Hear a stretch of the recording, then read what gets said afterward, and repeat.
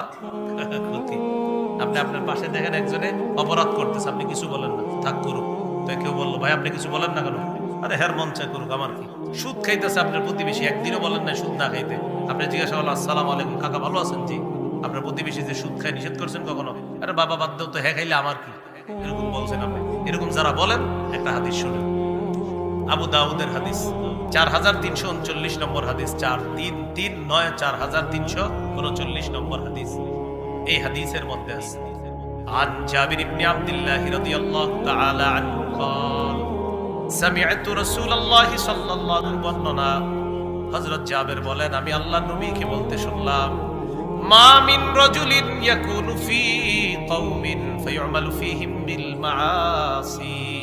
কি বলে দেখেন, কোন ব্যক্তি কোন এলাকায় আছে, শুনেন অনুবাদটা, কোন ব্যক্তি কোন এলাকায় আছে, এলাকার নাম কি? রশিদাবাদ। কোন ব্যক্তি রশিদাবাদে আছে, কোন ব্যক্তি রশিদাবাদে আছে, আর ওই এলাকায় খারাপ কাজ হইতেছে।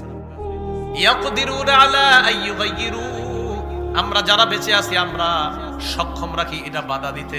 আবার বলছি রশিদাবাদ আমরা বেঁচে আছি, রশিদাবাদে এমন একটা খারাপ কাজ হইতেছে যেটা বাধা দিতে আমরা সক্ষম, মানে এটা বাধা দিতে আমরা সক্ষম।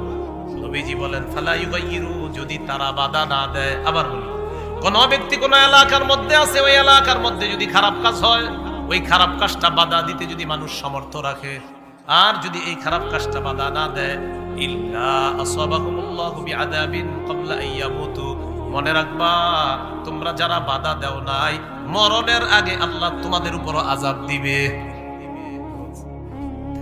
ইল্লা আসাবাহুমুল্লাহু বিআযাবিন ক্বাবলা আইয়ামুতু, মরার আগে তাদের উপর আল্লাহ আযাব নিয়ে আসবে। আসাবাহুমুল্লাহু বিইকাব, আল্লাহ তাদেরকে ধরবে, বিইকাবিন আযাব দ্বারা, ক্বাবলা আইয়ামুতু, তারা মরার আগে আল্লাহ তাদেরকে আযাব দ্বারা পাকড়াও করবেন। খারাপ কাজ দেখার পরেও যারা দাওয়াত না দিবে, সত্যের প্রতি আহ্বান না করবে, বরং এরকম বলে হ্যাঁ করলে আমার কি, এরকম বলা যাবে না। হঠাৎ একটা মাজার হওয়ার সম্ভাবনা, কেমন মাজার? জেনে শিরিক হবে, এরকম কোন মাজার।